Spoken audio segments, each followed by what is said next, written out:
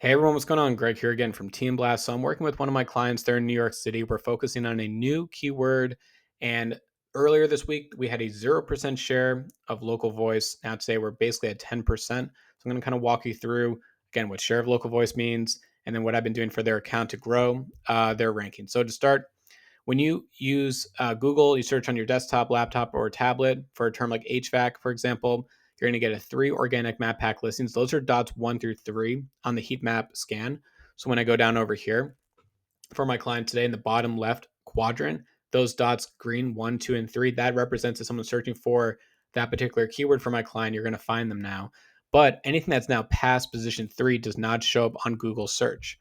It only shows up here on Google Map search. So if you're using the Google Map app and you search for, let's say, restaurants near me or, dentist near me or anything else like that, you're going to get all the listings. But if you're, if I go to the next slide, I'll show you. If you are positioned, let's say, up near Washington Heights in this particular example, if you're position 11 or 13 for this particular keyword, you only show up on Google Maps search and you have maybe 12 other listings ahead of you. So if you're not getting a lot of phone calls to your business, you're not getting a lot of bookings, not enough website visits, it's probably because your heat map rankings are not strong for your particular keywords, which is why you're over relying on Google ads, Bing ads, Facebook marketing, etc. And we all know how difficult that is because essentially the second you turn off those ads, you don't get seen, you don't get the new customers as well. So this heat map here really focus on anything that's 4 plus. You're not on Google search, you're only appearing on Google Map search. So the share of local voice is improving after only 2 days for my clients. I'm redacting the keyword, but on the left-hand side, this was the initial scan. We had under a 2% share of local voice. I made a ton of changes to their account. On the 11th, we dropped to 0%. That's totally normal. That's actually pretty standard when there's a shock like that. And now today on the 12th, we're already at a roughly 10% share. Again, that bottom left quadrant now starting to rank. So tips to rank better on Google. A lot of these tips are universal across different accounts that I work on, but I want to keep reiterating them because they really help. So to start, local Falcon scans get the baseline metrics. So I had my monthly report with my client. We talked about strategy, different ways to get potential new leads. We looked at this one service. We ran the baseline scan and said we're not ranking very well. We have under a 2% share. We need to change something. We need to get more aggressive, get to, let's say, 20 or 30% share. What would that do for the business? Next, review the competitor list and look for gaps. So gaps are things like number of reviews, average rating, phone number. We looked at hours. We looked at different secondary categories as well. You want to do a complete gap analysis. You can also use ChatGPT as well for this to really help give it as like a table view, make it a lot easier. Next, report competitors. So not so much for this particular account, but there's so many accounts that I work on that have a ton of spam in them.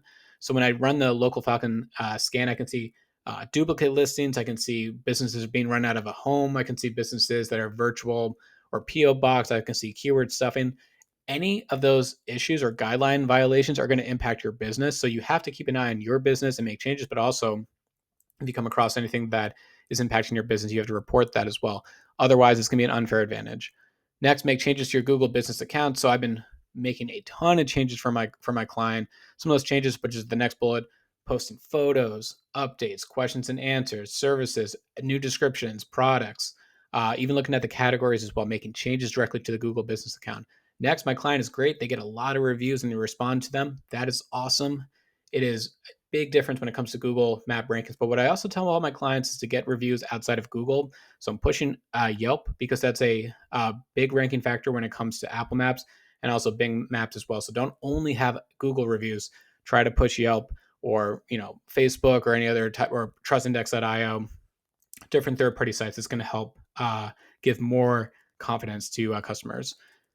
Next, landing pages on the website is really important. So a lot of people ask me, what's the connection between the website and also Google Business Profile? You need to have dedicated landing pages that go over that particular service. I talk about local schema markup. I added that and I actually wrote a description for my clients. So it's even more keyword rich for Google and Bing to understand. I think ChatGPT can also probably utilize that as well. And then, of course, run more local Falcon scans. I'll go back over here. This is what you want to see. You want to see the progression of share of local voice increasing. You want to see from your scans if you're improving your share of local voice against your competition and what that would do for your business for more website clicks, phone calls, and customers and bookings.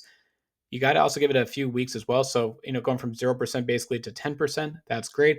I know it's not going to be a substantial change for their business, but if we can get to, let's say, 30 or 40% and stay there consistently for a few weeks, then I'm going to really look into that and say, okay, how many leads did we get, phone calls, website clicks, bookings, and more for my client.